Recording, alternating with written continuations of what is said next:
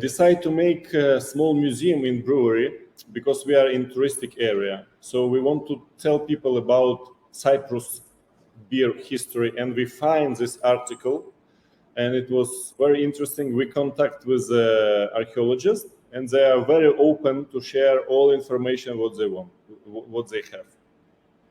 And it was a very interesting conversation because they try to understand why so much seeds of figs they find in excavation.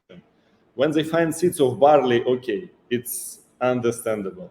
But seeds of figs, and they thinking a lot, and they make this experiment. He gave us this inspiration to continue this experiment, to see how it's going, how it's possible, and to fine-tune it until the modern culture of beer production. I was inspired of this ancient beverage and thinking how to do it, but more for modern way, because it must be drinkable and more for understanding for local people. For this batch, we use normal yeast and we put figs for boiling, more for taste and aroma.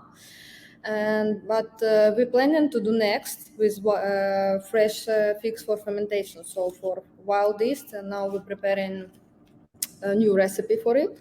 But of course, to make big batch, we have to be sure that the market take it. So we're working about penetration, about our sales.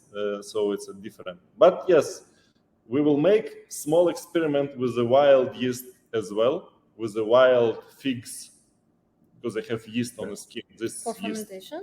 We will take a new harvest of figs, maybe 2 months, and after maybe we could repeat our this recipe, what's more modern and more drinkable, for more understanding for our people.